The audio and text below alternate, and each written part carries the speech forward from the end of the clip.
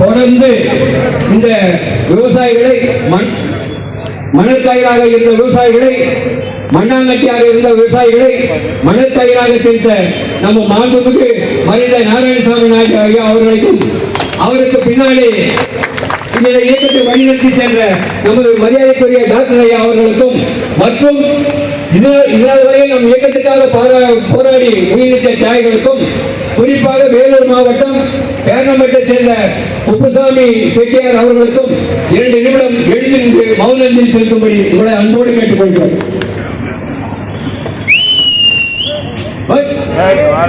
மௌனஞ்சலி whistle அடிக்கிறார்.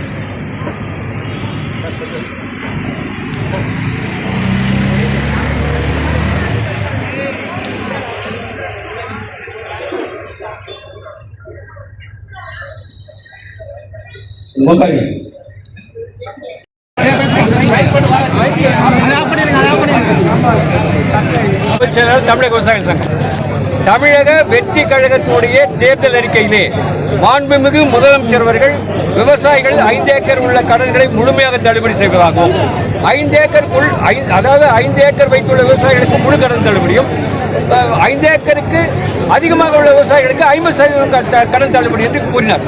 ஆனால் தமிழக விவசாயிகள் சங்கத்தினுடைய கோரிக்கை, தமிழக விவசாயிகள் சங்கத்தினுடைய நிலைப்பாடு அனைத்து விவசாயிகளுக்கு அனைத்து கடனும் தள்ளுபடி செய்ய வேண்டும்.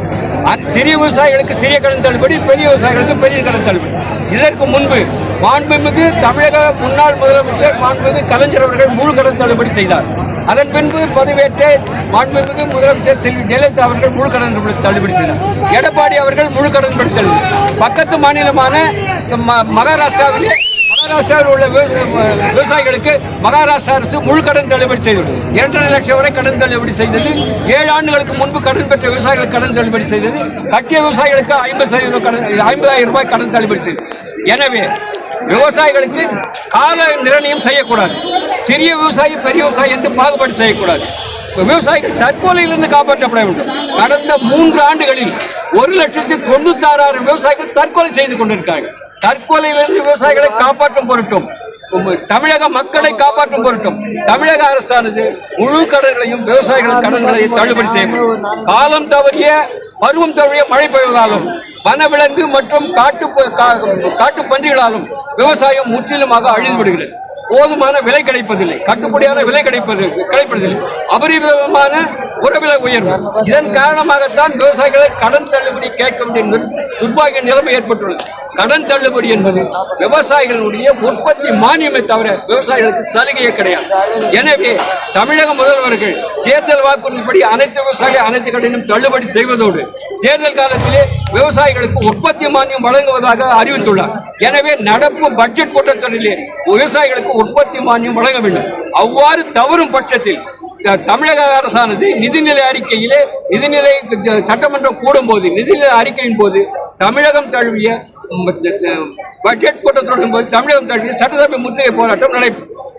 ஐயா, இந்த நெல் உட்பட இந்த உணவு தானியங்களை பாதுகாப்பதற்கு நிரந்தரமான வசதி ஏற்படுத்தணும்னு சொல்லி கேட்டுட்டு இருந்தீங்க. ஏற்கனவே கடந்த ஆட்சியில் அதுக்கான அறிவிப்புகள்லாம் வந்துருந்துச்சு. ஏதாவது நடந்திருக்கா இல்லையா? இல்ல, இதுவரைக்கும் நடக்கலைங்க.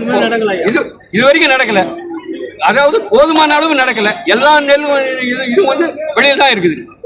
இப்ப இந்த அரசுக்கு என்ன எதிர்பார்க்குறீங்க அந்த விஷயத்துல? இந்த அரசுக்கு விவசாயிகளை அழைத்து விவசாயிகளின் கோரிக்கை நிறைவேற்றணும். அதாவது கருத்து கேட்பு கூட்டம் போடுறாங்க பட்ஜெட்டுக்கு. ஆனா சென்ற ஆட்சியில வந்து 5 ஆண்டு காலமாக கருத்து கேட்பு கூட்டம் கூட்டு தனி பட்ஜெட் போட்டு எந்த விதமான பலனும் இல்லை. தனி பட்ஜெட் போட்டது வந்து நிதியமைச்சர் சொன்னதுதான் வந்து